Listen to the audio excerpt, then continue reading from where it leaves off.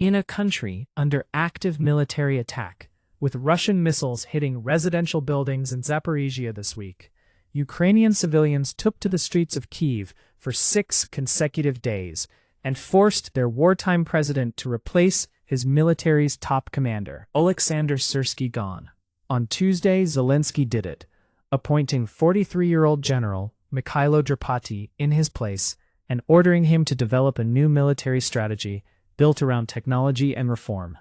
Trump's decision between a 10-day ceasefire with Iran and a joint U.S.-Israel campaign to force Tehran's capitulation remains publicly unmade. While intelligence from Israel, reported by CNN and cited by Times of Israel, suggests that part of Iran's enriched uranium stockpile may have already been moved to a fortified underground tunnel complex that makes both options more complicated than they were when the war began. And Argentina's Leandro Paredes broke his silence this week on the post-World Cup final altercation with Spanish players, as FIFA's investigation into Argentina's conduct continues.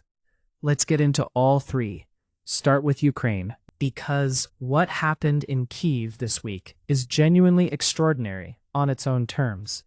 And the reasons it happened tell you something real and important about where the war stands nearly 5 years after Russia's full-scale invasion. The political crisis began last Thursday, when Zelensky overhauled his wartime government in a move that included firing Defense Minister Mykhailo Fedorov. Fedorov is 35 years old. He was a tech entrepreneur before the war. He is credited with almost single-handedly building the drone program that has given Ukraine its most significant battlefield advantage over Russian forces, the ability to strike targets deep inside Russian territory, disrupt fuel and logistics chains, and compensate for Ukraine's disadvantage in conventional artillery ammunition through unmanned asymmetric warfare. In the view of a large portion of the Ukrainian public, Fedorov is one of the most important reasons the country has been able to sustain resistance for as long as it has. Fedorov was fired because he had publicly clashed with Commander-in-Chief General Oleksandr Syrskyi, 60, over military strategy.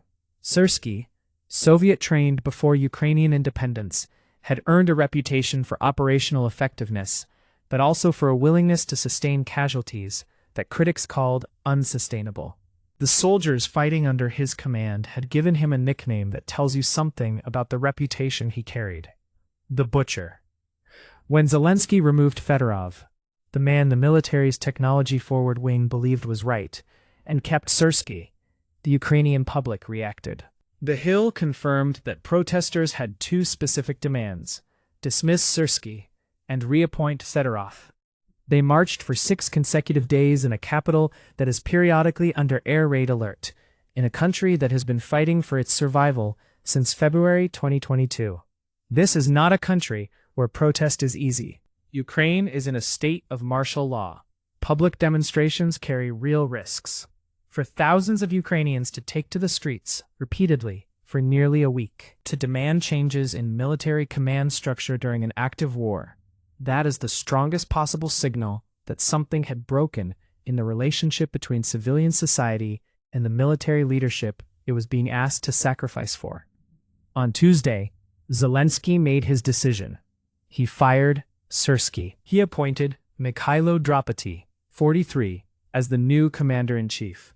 CNN described Drapatyi as representing a newer generation of military leaders who have forged their careers during the current war with Russia, rather than the Soviet-era military tradition that shaped Syrskyi. Al Jazeera noted that Drapatyi is regarded as a disciplined and highly effective officer and was praised for his role in stopping Russia's advances in eastern Ukraine in 2014.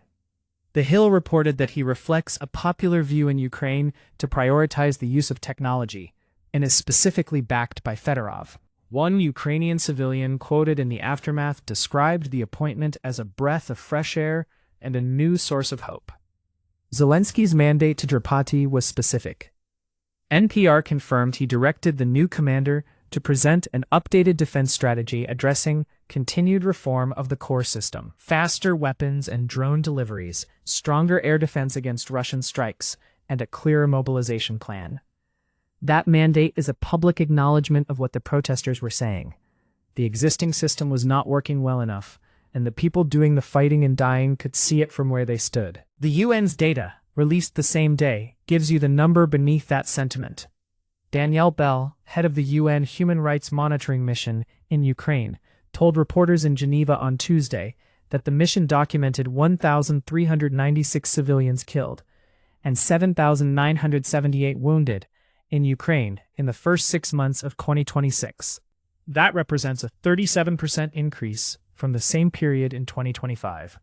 Bell's characterization: it has almost doubled what we documented in 2024.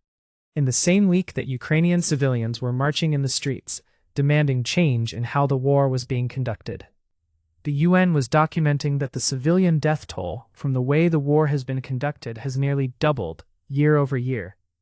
Ukraine is simultaneously intensifying its own strikes on Russian territory. NPR confirmed that Ukrainian drone attacks killed at least 8 warehouse workers in Russia on Saturday and injured dozens more, while a separate attack set fire to an oil depot outside Moscow. These are Ukraine doing to Russia what Russia's oil infrastructure disruption campaign has been doing to Iran for weeks, targeting the supply chain that sustains the military machine rather than the military machine directly.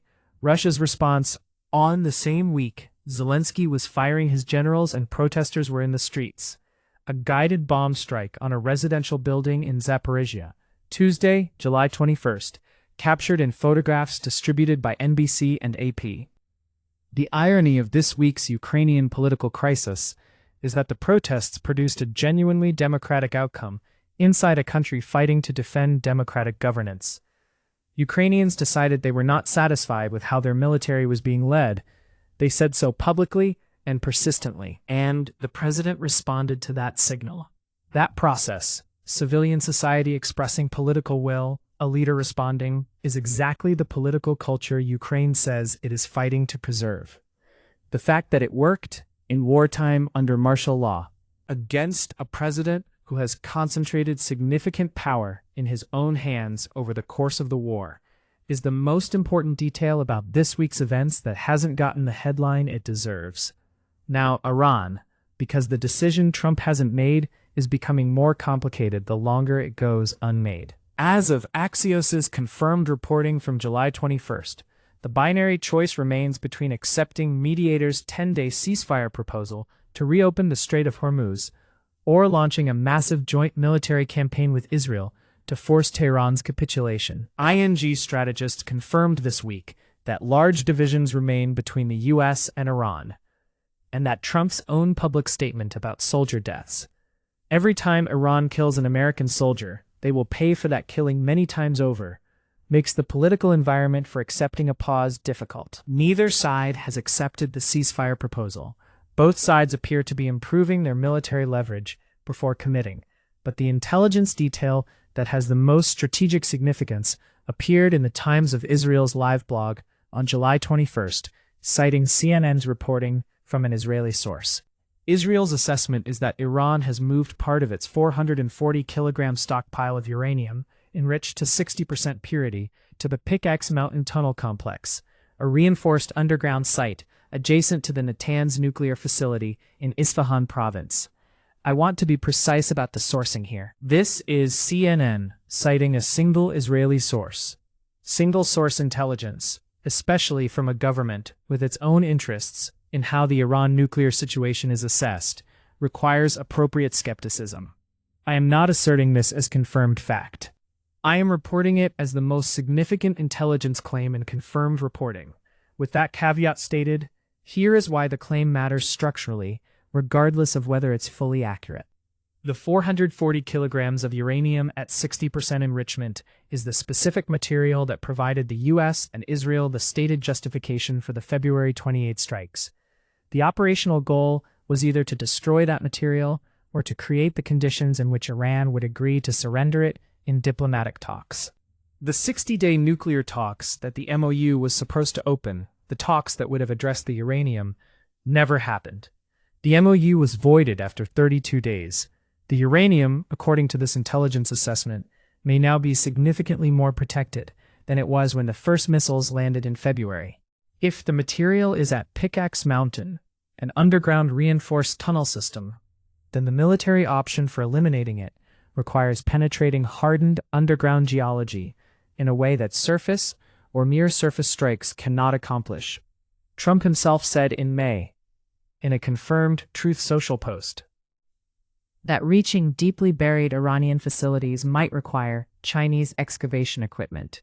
The ceasefire option, on the other hand, requires resuming the nuclear talks that were supposed to begin under the MOU, and those talks now must address material that is, if the intelligence is accurate, better protected against military action than when the talks were supposed to start. Neither option is as clean as it was on February 28.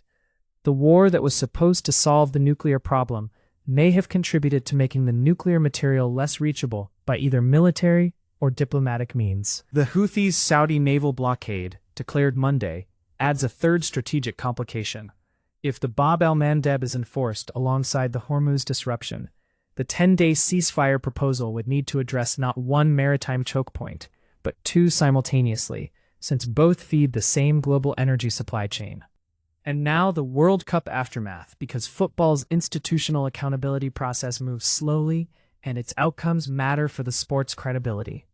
Leandro Paredes, Argentina's experienced midfielder, who has played in multiple Champions League seasons with major European clubs, broke his silence this week on the post-match altercation that occurred after Spain beat Argentina 1-0 in extra time at MetLife Stadium. Sunday Guardian Live confirmed Paredes spoke publicly about the incident. The specific content of his statement is not fully available in the sourcing I have at time of writing, and I will not reconstruct his comments from partial information. He felt strongly enough about whatever happened to address it publicly rather than let it pass. FIFA's investigation into Argentina's post-final conduct is ongoing. Sunday Guardian Live's July 23 coverage also flagged that Spain are receiving a major boost while Argentina face a fresh setback in the days following the final. The specific nature of those developments was described in headline form only, and without confirmed detail, I will not speculate about what they involve. What I'll add is context that connects to the broader tournament story I've been documenting for 2 weeks. The investigation into Argentina's post-match conduct is, viewed institutionally, FIFA proceeding in an orderly manner with the disciplinary process that normally follows a World Cup final. The FIFA machine does what it does. It opens investigations, it requests documentation, it issues fines and suspensions through its committee process. What that orderly process doesn't address is the set of questions that preceded it. Why the Balogun red card reversal happened for the first time since 1962. Why the Egypt VAR decision was structured the way it was. And what the documented relationship between FIFA's president and the administration of the tournament's host country means for how those decisions get made. Those questions are not part of any investigation currently underway. They are part of the tournament's historical record. Spain won the World Cup on the pitch. Their XG in the final was 1.94 against Argentina's 0.2. They were the better team across the entire tournament. None of that is in dispute. What remains in the record, alongside those facts, is a trail of institutional decisions whose explanation has never been adequately provided by the governing body that made them. Argentina's post-match altercation investigation is real and appropriate. The larger institutional questions are also real and remain open. FIFA issuing a report on locker room conduct after the final doesn't close them. 3 stories today. Ukrainians marched in wartime for 6 days and forced their president to replace the general they blamed for how the war was being fought. And the incoming commander is younger, backed by the tech-forward drone program architect who was fired, and has been ordered to present a new strategy that addresses mobilization, weapons delivery, and air defense.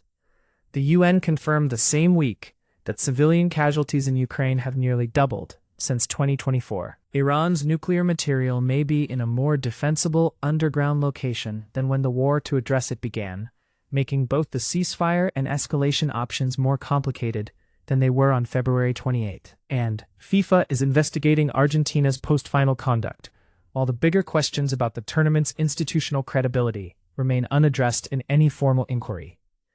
The Ukraine story is the one I want to end on, because it's the one that's easy to miss when the Iran war is consuming so much oxygen. A democratic society, fighting for its survival, demanded accountability from its own leadership, and got it. That is not a small thing. The numbers say the war is getting worse. 37% more civilian dead this year than last, nearly double the toll from 2 years ago.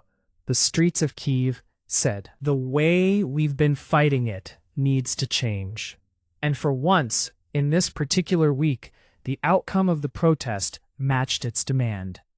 Whatever Drapatyi does with that mandate will determine whether this week's political crisis was the beginning of something better, or simply the replacement of one set of problems with another. The next few months will tell.